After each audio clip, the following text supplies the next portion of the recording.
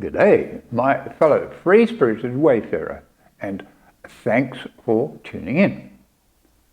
Before we set out on our journey together to seek and kill the Buddha, let's get better acquainted.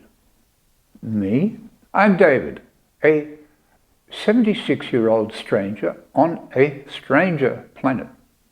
A cosmic gypsy, if you like, just seeking to understand what on earth's going down here on this bubbling, babbling ball of mud that we call home. But I'm not just passing through. I'm not part of the scenery like you. I'm doing the best I know how to make a better world. Not just to take, but to make and to add value and to leave things in better shape than when I first found them. And so I've invested the better part of my time and energy over the years, some 40 years actually, in studying health. And by that I'm talking about soma, psyche, and spirits, in order to gain an understanding of what makes us tick, what makes us sick, and most importantly, what's the fix. And to this end, I've studied the inner workings of Homo sapiens from the perspectives of both Western and Eastern biomedical science, not to mention a swag bag of alternate New Age modalities. But first, a disclaimer. I'm definitely not the Buddha, so you can put your bazooka back in your pocket, babe.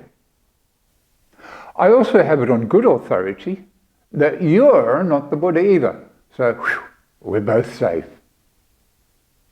Well, now that we're clear on who you're not, let me hazard a guess that, like me, you're probably a soul with way more questions than answers. Sure, you have an idea or three and a shitload of opinions about the way the world wags. But you're somewhat WTF about the way things are going. And you'd like to gain some insight so you can just get a handle on things and to make some sense of the whole shebang. Okay then. Where or who can you turn to for real answers? As a rule of thumb, be wary of the experts, the authorities, because, my God, there's no lack of those who regard themselves as the certified custodians, the dispensers of truth. Let's begin with the spiritual guides. The gurus, the God whisperers, the priests, the preachers, and the teachers of the Holy Testaments.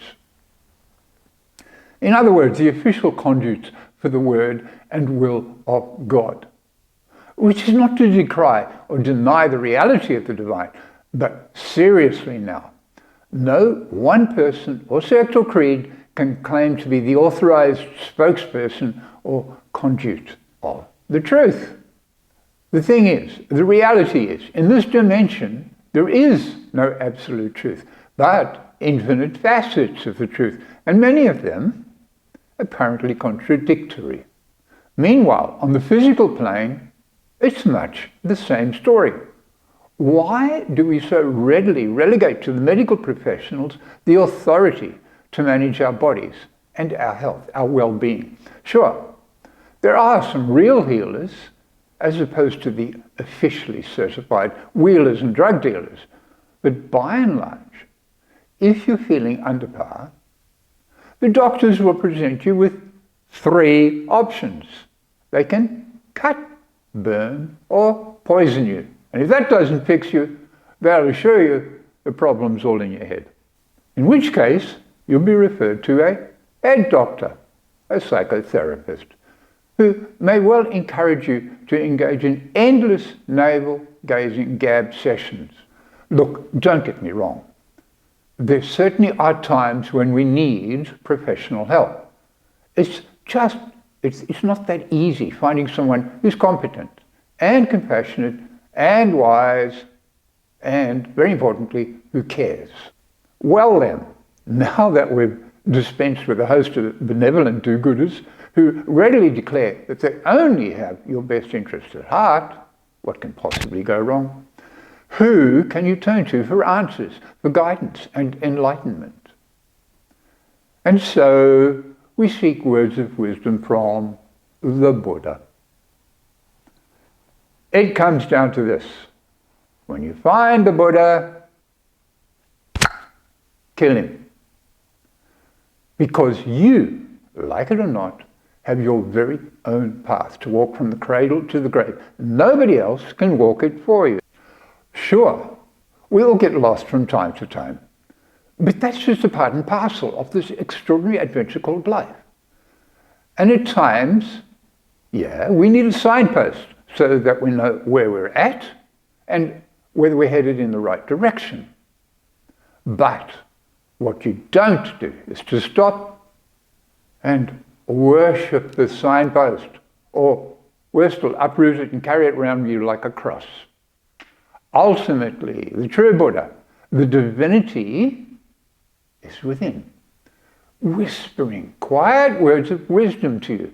But you're just so noisy on the inside and so immersed in a dimension chock-a-block with distractions that that still voice of your intuition is drowned out.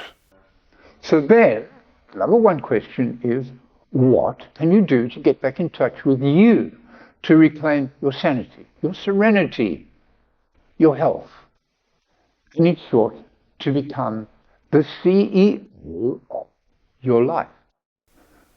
Which is the theme that this video series will be exploring. So, tune in for a fascinating journey along the highways and byways of the mind-blowing miracle that is you. A journey that'll bring you back home. So, don't just be you, be beautiful.